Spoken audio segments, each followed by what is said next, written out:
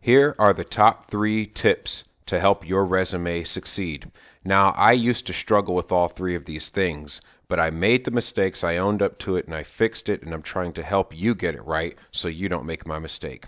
Now, the top 3 things that you can do to improve your resume are: keep the resume down to 1 page, only use 3 to 5 descriptions per job, and last but not least, get real experience. And I'm just going to very shortly and very briefly explain to you what I mean by each of these things using my own resumes that I have used in the past.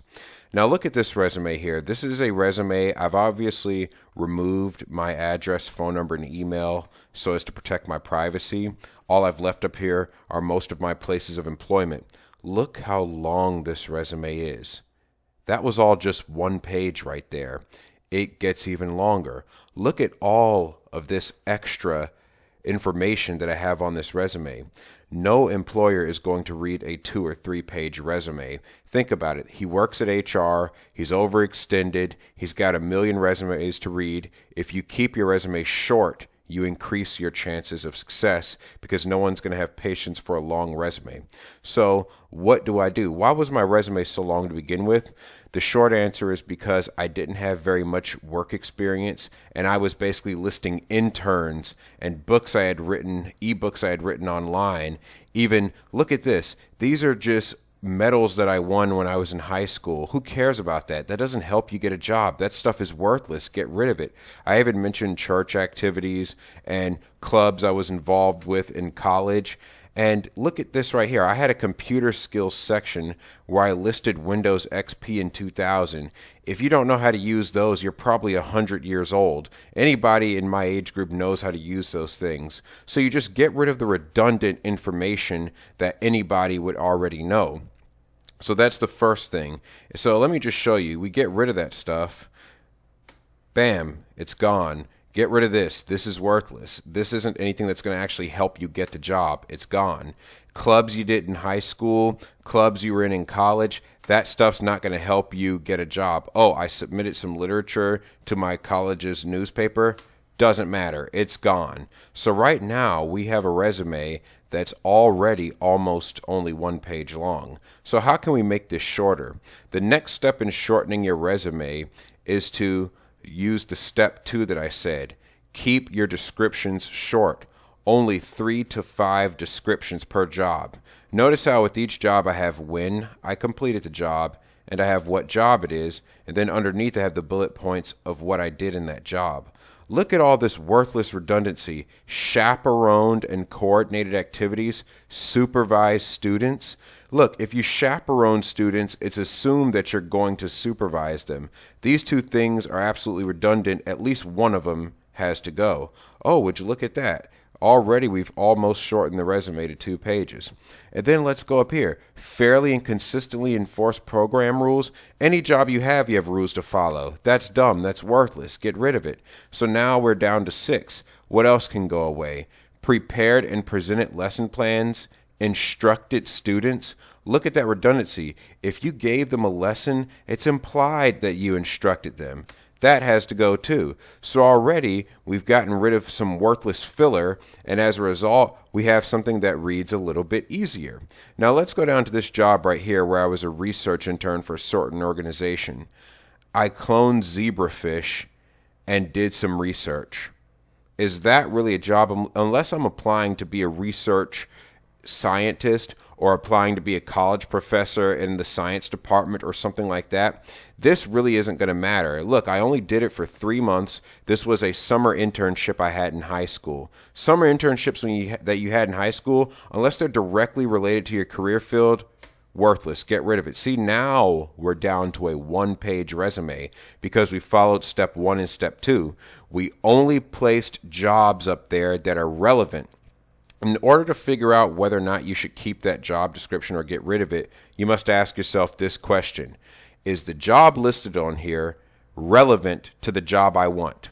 If your answer is no, then get rid of it. Is the job I listed here something I'm comfortable talking about in a job interview? If your answer is no, get rid of it. Is the job that is listed up here something where the experience from it is actually going to help me on my next job? If your answer is no, then you need to get rid of it because it's just clutter on your resume. Look at this one right here. Another research assistant internship I did for a volunteer organization. This really didn't add to my career much whatsoever because I never went into research again. It's worthless. Get rid of it. And so those are my first two steps. Let me actually show you how we've smoothed out this resume. It's now down to one page. See? Substitute teacher, file clerk, summer arts camp instructor. So now we have more of a consistency in career field here.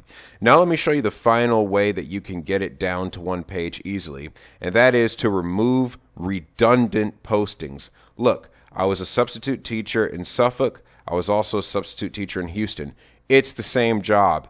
All I did was list the duties and I just reworded them slightly differently, but it's the exact same job. So when you have that kind of situation, all you have to do is just collapse your similar jobs together like what I'm about to do now. You just take this job right here, slide it up here, and bam, there you go. Now you have one job description for the two jobs and when you actually did those jobs. Now look, this is way less than a page. Now if I wanted to go back and add computer skills or something, I have the room for it. So that is what you do to make sure your resume is easy to read for your employer. Now let me show you an example of a resume that actually, this is my current resume. I'm going to just get rid of that. Notice how it's all one page. It's all very simple. Look at this. 3 bullet points, 5 bullet points, 4 bullet points. All the amounts of bullet points is 5 or lower. I don't have any excessive bullet points. Where my degree is from, I did the same job in 2 different places, so I have it collapsed. I started a blog and an organization, and I just put some information about that. And here I did some call center type work, not going to say where, and I was also a teacher before that. So notice, all of that time that I spent shortening the resume paid off because this resume here has helped me get multiple jobs before.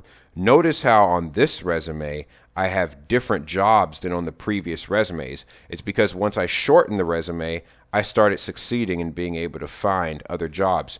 And now finally, the last tip I'm going to give you, and if you were born any time between the mid-'80s and the late '90s, then you'll understand where I'm coming from with this one. And that is, the only way to get the job you want is to get some real experience. Internshipping for free or volunteering is not going to cut it. You have to actually start somewhere with real paid experience. I know in my generation, I'm in my late 20s, and when I was growing up, we were told if you go to college, then you won't have to flip burgers and you can just have a straight shot into a high-paying job. That's what the older generation told us, and that was a load of bull, just to be honest with you. The only way to get a good job is to actually get some job experience. Notice right here, what you're seeing is I was a high school teacher. Right here, I did some call center work. Again, I was a high school teacher here. The reason why I was able to get those jobs is because I first did a few years as a substitute teacher, as what you saw before. That wasn't the end goal. That wasn't the main job. That wasn't the full-time job that was going to help me pay all my bills, but it was a job. The only way to get a job is to first get a job. So if you studied to be an engineer and there's nothing available in your area, don't just let your resume stay empty. Maybe you might have to settle for going into construction for a couple years to get your hands dirty, and you might be able to work your way up and get some recognition. If you wanted to be a lawyer, you might have to be a legal assistant or something like that for a while before you can actually get your first lawyer job. Or even if you wanted to be a lead mechanic somewhere and own your own mechanic garage or run a mechanic garage, you might have to be a helper or you might have to be a lower level mechanic to start. Everybody has to start somewhere. So the main thing about that is just get your hands dirty. This resume became a lot more concise because I actually had real work experience. Notice, high school teacher, that's a full-time job. High school teacher, those are all full-time jobs. But if you notice in my resume before, I had a bunch of substitute teaching that I did. I took the job that was in front of me until I could get a better paying job. Now, is a high school teacher my end goal? No, I'd like to do more things with my life. But it's what I'm doing for now to keep the bills paid. Anyway, these are my tips. Like I said, going back to the original presentation, keep the resume down to 1 page, only use 3 to 5 descriptions per job, and get real experience.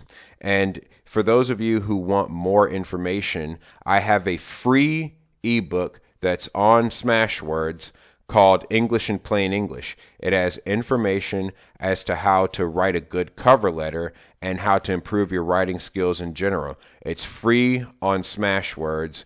Download it. It can be yours today. Thank you and have a great day.